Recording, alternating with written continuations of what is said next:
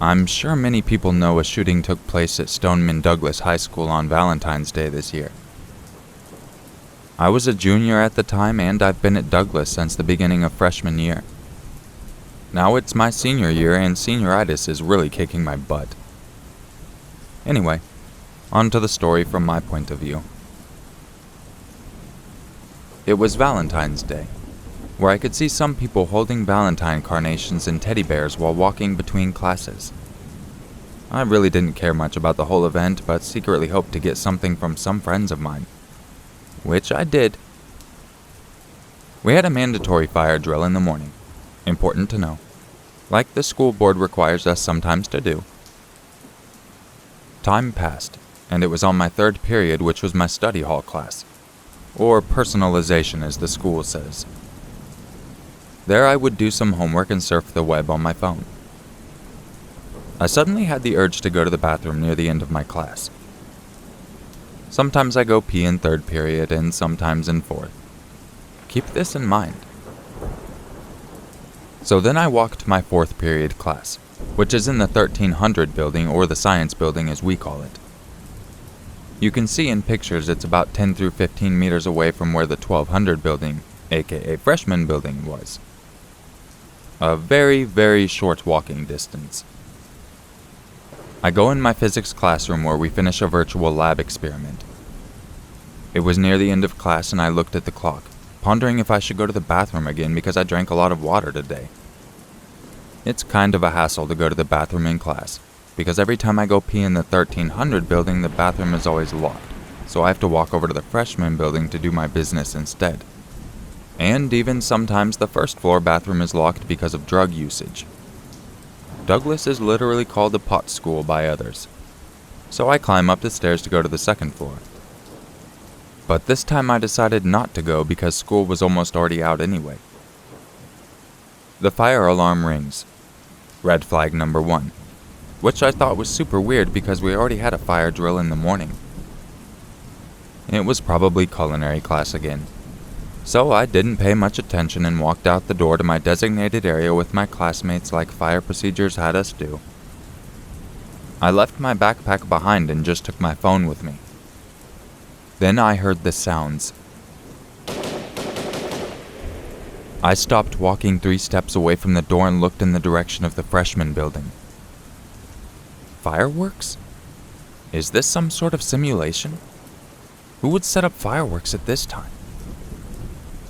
Suddenly, I had a very bad feeling wash over me and my heart started to race. And in the back of my mind, I thought that maybe they could be gunshots. Yet I was still in denial because Parkland is a very safe community, where upper middle class people reside and where crime rates are very low. I was just standing in the doorway wanting some sort of confirmation that yes, this was happening. My mind went absolutely blank. It was like somebody took control of my body and flipped my fight or flight switch on. I turned away from the direction of the freshman building, went back in my classroom and bolted toward the fire escape door out in the back. I didn't really care. I just wanted out. Once out the door, I encountered a class who was in their area and also thought it was a fire drill. Suddenly it occurred to me that I just ran out of the classroom when I wasn't supposed to. That was seriously my first thought when I was outside.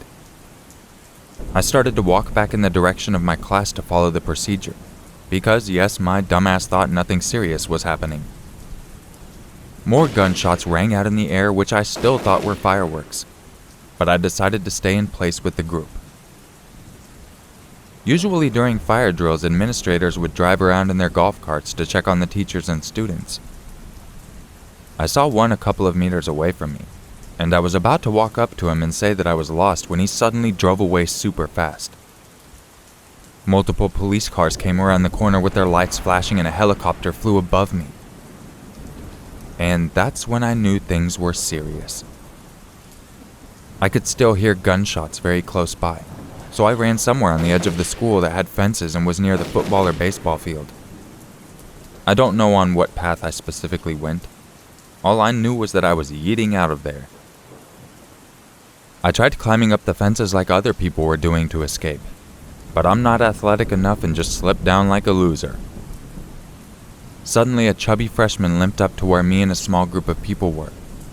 "Help me, I've been shot!" he cried out with tears running down his face.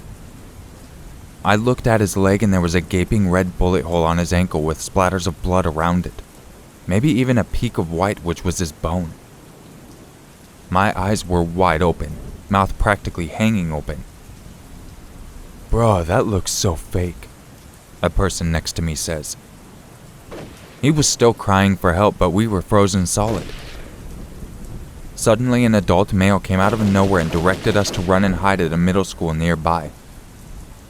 No one was doing anything to save this poor boy, so I marched up to the guy and yelled at him, "A person is shot!" He legit did not hear me, so I practically spit in his face again that the boy was shot. Finally, he said, "What? Where?" Still hearing gunshots that were directly behind me, I pointed at the boy and then proceeded to sprint across the football field with my heart pounding out of my chest. Halfway across the field, I called my mom in hysterics, saying that there was a shooting. She didn't understand what was going on and was confused because school wasn't out yet. Finally, she understood and started yelling that I should run away as fast as I can. Obviously. From my dad's point of view, her voice was so loud that the neighbors came over and asked what was happening.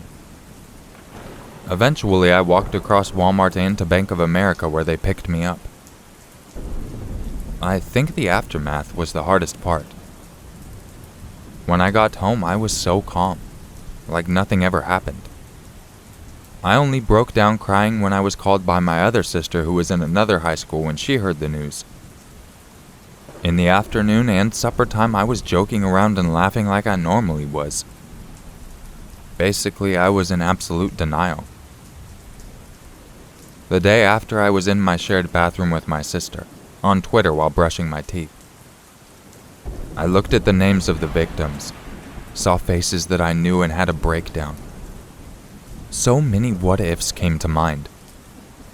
What if I went to the bathroom during fourth period like I would do sometimes at the end of class? I legit would have been gunned down and not even been typing at this moment. What if the shooter did manage to successfully break the windows and shoot from there? I would be smack dab in his line of sight when I was outside the 1300 building standing around. 2 weeks later, I returned to school to reclaim the nest, as the principal called it. What I didn't know was that one of the victims was in my psychology class, and I had never known she existed until now. I kept looking at the empty desk that was once hers, and once I did, I felt numb inside. My teacher later would put a flower pot on her desk every day in her absence.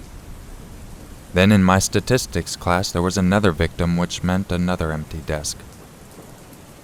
My stats teacher asked with tears in his eyes for us to reshuffle our seating arrangement because he didn't want to look at the empty desk any longer.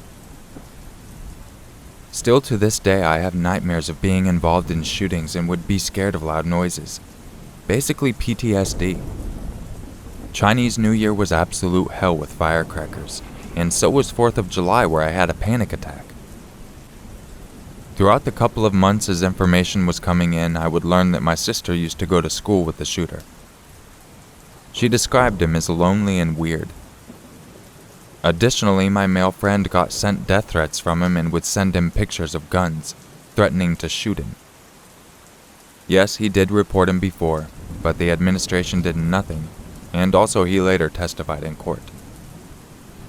Also, I think I know the identity of the boy who got shot in the ankle, but I'm not 100% sure. Apparently, the guy I screamed at was an off-duty police officer who helped wrap the boy up, and the boy gave him a good description of the shooter that was a massive help. I'm not going to confront him though, because I don't want to bring up bad memories. Things still aren't normal in Douglas. It never will be until perhaps once the freshmen who were there that day graduate. There's always some sort of tension in the atmosphere as if something major was going to happen. Lately, a lot of fire alarms have been going off, and every time they do, everyone would become silent.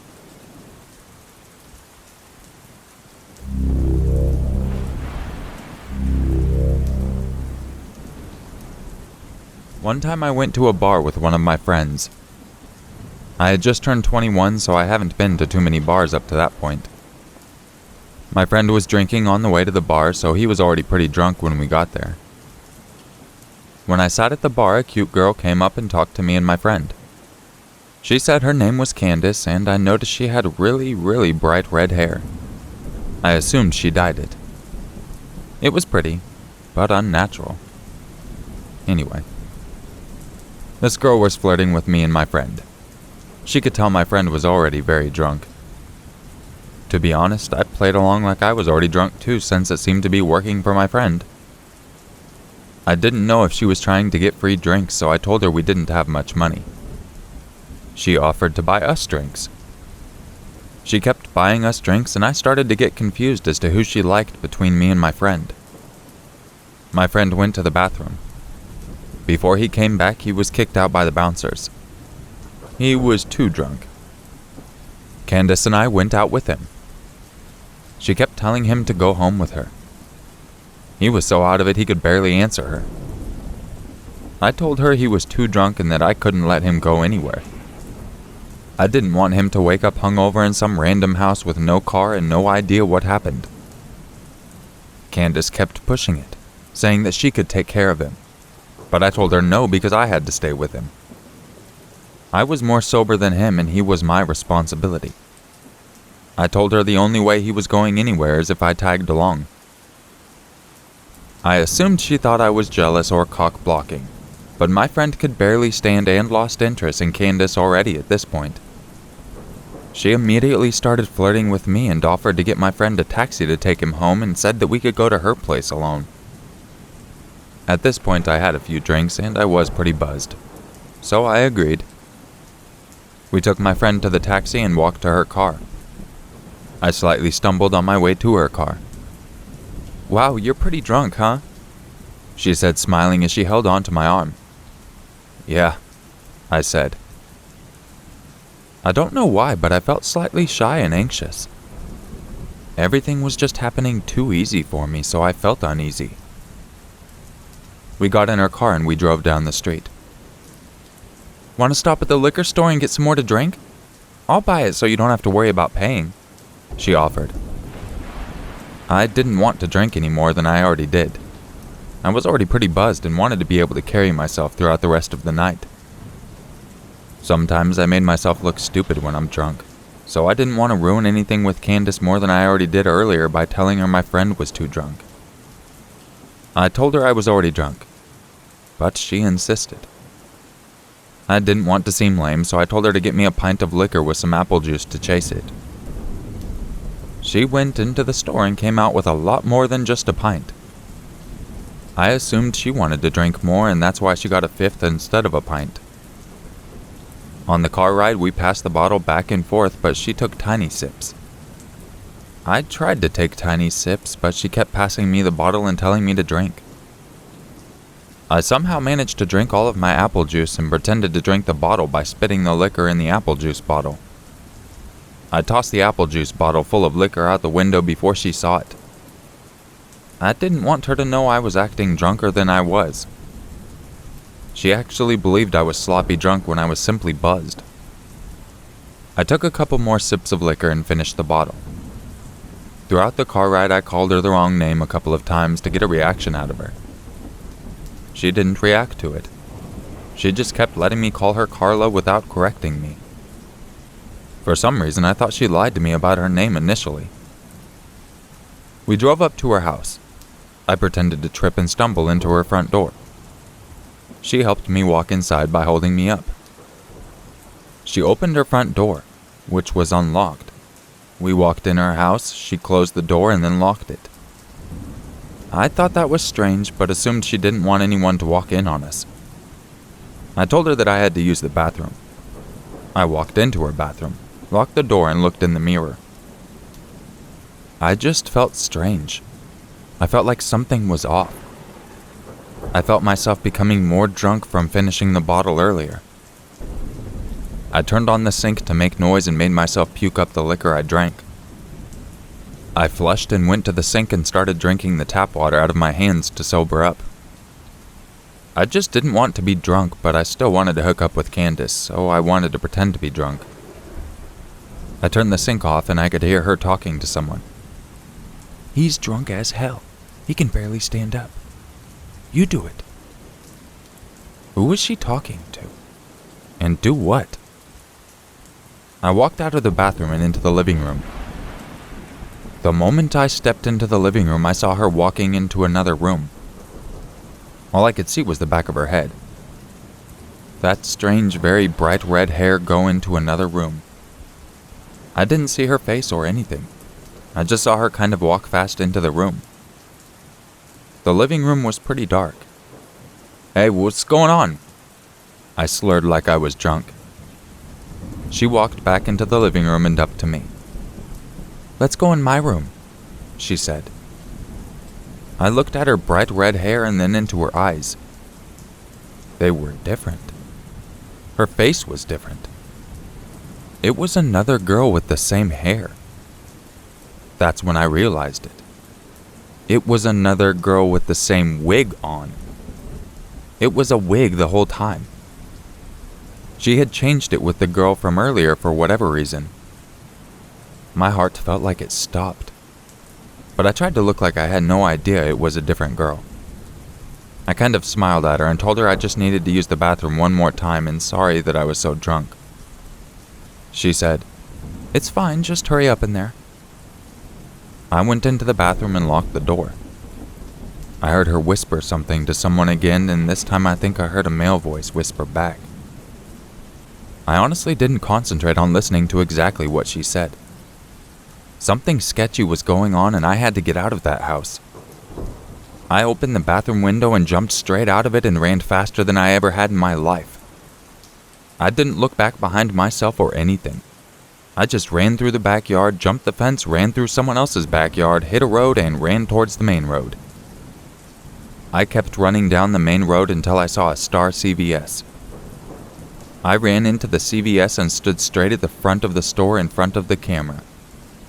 I called the taxi and went home. I tried to think of what happened that night. What was she or they planning that night? Why did she tell me a fake name? Why was she still trying to get my friend and I so drunk? I thought maybe a robbery, but she kept spending money on us. She kept buying us drinks and even paid for my friend's taxi cab. And mostly, why did she wear a wig that she gave to another girl to wear? Who was she talking to? What did it mean? And what was in that room they tried to lure me into?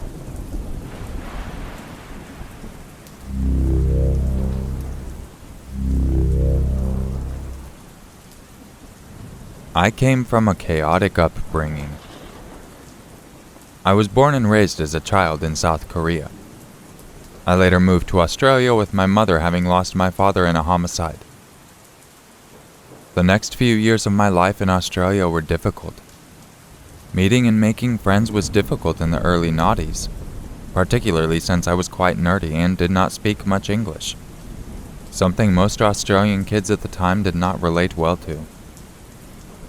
One of my scariest memories was when I was aged 12. At the time, it did not even occur to me how close I came to potentially losing my life. My mother and I were on a road trip, heading south from Melbourne to stay on the southern coast. We had stopped one evening at a small, well-kept caravan park. The caravan park was quaint and beautiful. Neat grass, nice flowers, and a small creek which ran along the edge of the premises. It reminded me of home. I spent some time walking around on my own as my mother was taking a nap. I discovered a game and pool room. I went inside and spent probably a good few hours playing pool by myself, and generally just mucking around when a young boy came in. I was very shy, and so was he, but we eventually talked for a little while and became friendly. I do not remember playing any games with him, but I do recall him being pretty nervous. He kept asking if I wanted to go back to his caravan as his parents were making dinner soon. At first I was not interested and said no. We spent some more time doing things and talking as it got later. He became more pushy and asked if I liked cake and lollies. Of course, I said.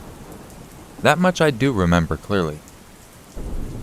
I followed him to his caravan, which was much older than ours, and quite dilapidated. He asked me to wait outside while he talked to his parents. I waited patiently for a few minutes until the door opened, revealing a large older man with glasses and no shirt, and he asked if I wanted to come inside for cake. I was scared, but I remembered feeling like I had to, like it would be rude of me to leave. As I was walking in the door, I heard a man behind me shout, "Hey, what's going on here?" I was quickly grabbed by the collar of my shirt and pulled inside. The man then quickly tried to lock the door behind me. However, the stranger was too quick and burst in the door. He took my hand and abruptly pulled me outside, and we frantically ran away. The man asked which caravan I was in and took me straight there. We went inside and my mom yelled at him asking why he was there. I was hiding in the corner crying while he explained what happened. We packed up that night and left immediately. I was already on heavy anxiety medication after what happened back home, and we never spoke about it alone again. My mother claimed it was something I should talk to my therapist about.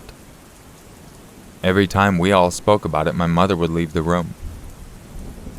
It scared the hell out of her, and I did not really understand why. I guess at that age it's difficult for the brain to comprehend the reality of the situation. Looking back on it now, it utterly scares me to the point of losing sleep.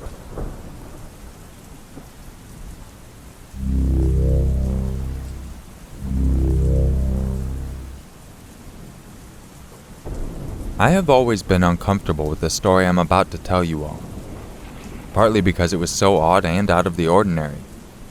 But nevertheless, since I started going camping again, I thought it would be interesting to share my own scary camping experience. This happened during the summer of 2012 when I was 15 and still an active member of a local Boy Scouts troop. I went camping, something my troop had done frequently. The camp we chose was for a full weekend. It was a nice forested area with taller grass. It also lacked other campers, and we saw no cars driving in or out throughout the time we spent there. Since we didn't have to worry about any other campers, our troop had a big campfire on Saturday night that went late into the night. Eventually, our campfire started to die out, prompting us to put it out and head to our respective tents and hit the hay. Oddly for me, I was unable to sleep that night. I usually slept well on campouts, especially when I had the pleasure of using a tent alone, like I did at this occasion. So I sat there in complete silence listening to the various sounds around my tent. Eventually I found myself dozing off, until I heard something walking nearby our campsite. There was a very apparent rustling of grass that began to get closer and closer to the blob of tents that our boys were sleeping in. After a solid minute of movement, the sound stopped right in front of a tent that was about 7 or so feet from mine. I then heard the rustling start up again and head off in the direction of the forest. I was paralyzed with fear. What could have made that sound? I thought about it solid for a few minutes and eventually decided it must have been an adult checking on us. Before I went to sleep, I looked out the little tent mesh window on the side of my tent and did not see anything out of the ordinary in our campsite, but I did not record for how long as I eventually fell asleep. I woke up later that night to the same sound of rustling, yet this time it was close to our tent circle, as it was the first time I heard it. While I didn't think much of this, I silently listened to the sound to see where it headed. It once again went to the same area it did the first time. Being curious, I peered through the tent window to see what was making the noise. My face turned white and I could not move. My mind was trying to register what was going on. I saw a large black figure standing before the tent in the darkness, and it was clear it was not a scout. as the figure had no flashlight on and was far too large to be any boy in our troop. Suddenly, the figure inched their hand to the tent door and began to slowly unzip it. After what felt like several minutes, the figure seemed to poke their head into the tent. Immediately after, a deafening screech came from the tent. I heard other tents being unzipped and saw lights being flashed at the one tent, as well as a figure starting to run away from the tent. Within seconds, the figure was running out of view into the line of trees. A few adults at the adult camp came to see the commotion. The boys who were in the tent told them what they had experienced, and several boys mentioned that they had heard the sound of rustling in the grass around our tents throughout the night. Unfortunately, none of the boys were able to get a clear view of the person, except that the figure looked like a man and he wore dark clothing. Disturbed, the adults had us be moved to the campsite where they were staying at, and 2 adults volunteered to stay awake the rest of the night in case the creeps returned. The next morning, we quickly packed up our stuff and left as fast as possible. We warned the ranger in charge, who called the local sheriff. From what I know, the person was never caught, and our troop never camped there again. It was easily one of my most frightening experiences, and something I would always remember when I went camping during my time as a Boy Scout.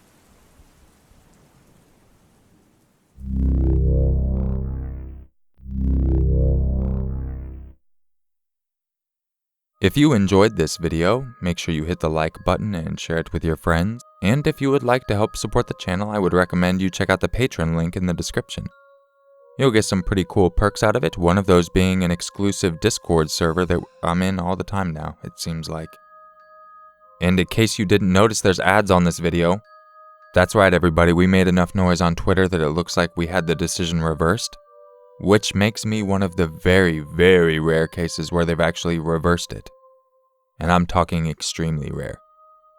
Those of you that helped out so much to get the word out about it and help support the channel, it just really means a lot, and I think we actually got to YouTube's attention. So I just want to give a big thank you to you.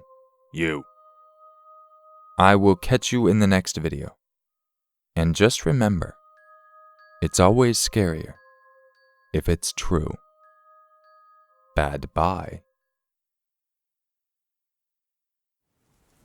This all started a few years ago and finally came to a peak last week. I'm a donkey farmer in Wyoming. To me, there's nothing more exciting than seeing a nice ass. Jackass, of course, but ass for short. This has been something my family's done for 13 generations. We have some of the finest ass you will find in the state. That being said, we attend every state fair, selling as many asses as we can. It's a tiresome job, but it's got its perks.